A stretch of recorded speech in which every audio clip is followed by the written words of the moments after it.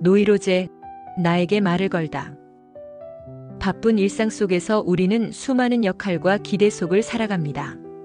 직장에서는 유능한 전문가로, 가정에서는 다정한 가족으로, 사회에서는 책임감 있는 구성원으로 말입니다. 이 모든 역할 속에서 때로는 숨가쁘게 느껴지기도 하고 마음 한구석이 답답해져 올 때도 있지요. 바로 이때 우리 마음이 보내는 조용한 신호 중 하나가 노이로제일 수 있습니다. 심리학에서는 노이로제를 신경증이라고 부릅니다. 조금 어렵게 느껴질 수 있는 단어지만 본질적으로는 우리가 내면의 갈등이나 외적인 스트레스에 적절히 대처하지 못할 때 나타나는 심리적 어려움을 일컫습니다. 마치 감기에 걸리면 콧물이 나고 기침을 하듯 마음이 지치거나 아플 때 나타나는 증상과 같은 것이지요. 과거에는 미쳤다거나 정신병이라는 오해를 받기도 했지만 노이로제는 현실 검증 능력을 잃지 않는다는 점에서 조현병과 같은 정신증과는 다릅니다. 즉, 자신이 겪고 있는 어려움이 실제와 다르다는 것을 알고 있다는 것이지요.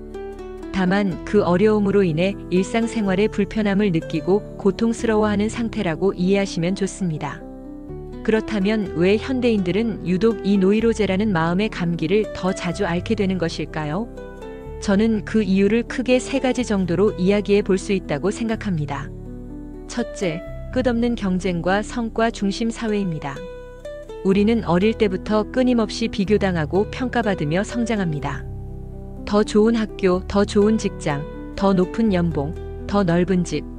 만족은 잠시뿐 또 다른 목표를 향해 달려가야만 합니다. 이러한 환경 속에서 우리는 나는 충분한가, 이대로 괜찮은가라는 불안감을 끊임없이 느끼게 됩니다. 이러한 불안은 마음속에 응어리로 쌓여 노이로제의 씨앗이 될 수 있습니다. 둘째, 정보의 홍수와 넘쳐나는 자극입니다. 스마트폰 하나로 전 세계 소식을 실시간으로 접하고 타인의 화려한 삶을 엿보며 자신과 비교하게 됩니다. 끊임없이 쏟아지는 정보와 자극 속에서 우리의 마음은 쉴 틈이 없습니다. 또한 빠르게 변하는 사회 속에서 도태되지 않기 위해 새로운 것을 계속 배워야 한다는 강박에 시달리기도 합니다. 이러한 과부하는 우리의 정신 에너지를 고갈시키고 취약하게 만듭니다. 셋째, 관계의 복잡성과 고립감입니다. 예전보다 다양한 사람들과 연결되어 있는 듯 보이지만 진정한 소통과 깊은 유대감을 느끼기는 어려워졌습니다. SNS 속 좋아요 수에 연연하고 겉모습만 꾸며내기 바쁩니다. 핵가족화와 개인주의 심화로 인해 힘든 일이 있어도 기댈 곳 없이 혼자 끙끙 앓는 경우가 많습니다. 이러한 고립감은 마음의 병을 키우는 원인이 됩니다. 그렇다면 노이로제는 구체적으로 어떤 모습으로 우리에게 다가올까요? 몇 가지 예를 들어보겠습니다.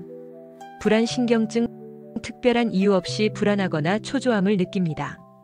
심장이 두근거리고 숨이 가빠오며 마치 곧 무슨 일이 일어날 것만 같은 두려움에 시달리기도 합니다.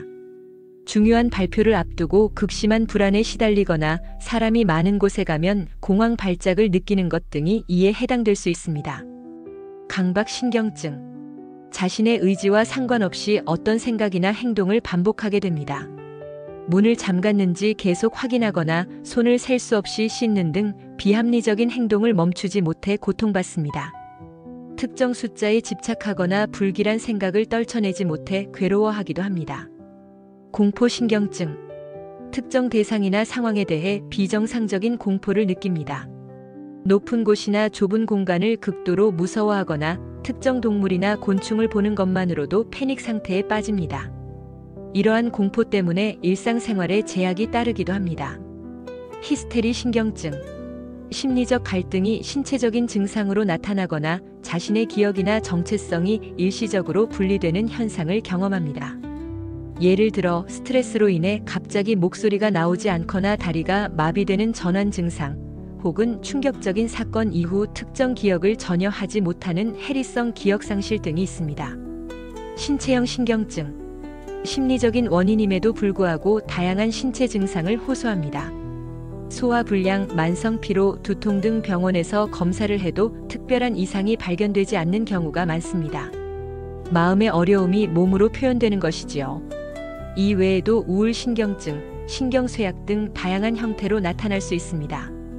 중요한 점은 이러한 증상들이 단순히 성격이 예민해서나 의지가 약해서가 아니라 우리의 마음이 현재 힘겨운 싸움을 하고 있다는 신호라는 것입니다.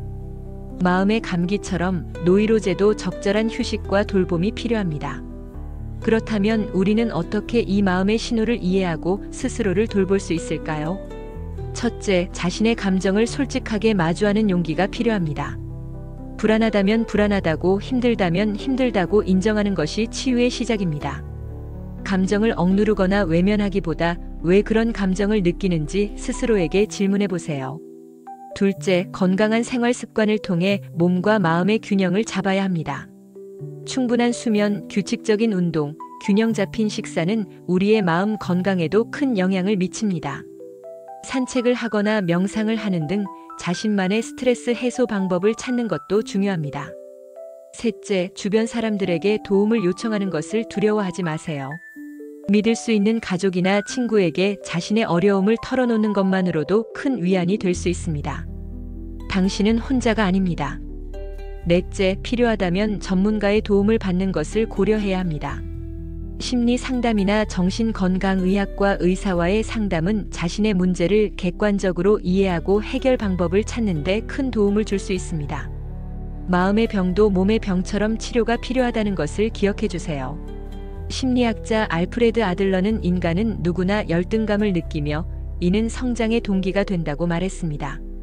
노이로제 또한 어쩌면 우리 마음이 보내는 나는 성장하고 싶다, 이대로는 힘들다는 외침일 수 있습니다. 이 신호를 외면하지 않고 귀 기울여 준다면 우리는 자신을 더 깊이 이해하고 더 단단한 마음으로 나아갈 수 있을 것입니다. 현대 사회는 우리에게 많은 것을 요구하지만 그 속에서도 우리는 우리 자신을 가장 소중히 여기는 법을 배워야 합니다. 당신의 마음이 보내는 작은 신호에도 귀 기울여주고 자신에게 따뜻한 위로와 격려를 아끼지 않으시기를 바랍니다. 당신의 마음은 소중하니까요. 한국컬러심리연구소에서 세상의 어떠한 컬러보다 아름다운 당신의 빛을 찾아드리겠습니다. 한국컬러심리연구소는 컬러테라피 전문 교육기관으로 컬러심리 상담사 1급, 컬러심리 상담 전문가 1급, 그림책 컬러 상담사 1급, 컬러학습 코칭 지도사 1급, 컬러 진로 코칭 지도사 1급, 컬러테라피 강사 과정 등의 자격증 교육과 컬러심리 상담, 기업 연수, 기업 강의, 힐링 강의, 체험 행사 등을 진행하고 있습니다. 한국컬러심리연구소에서 세상의 어떠한 컬러보다 아름다운 당신의 빛을 찾아드리겠습니다.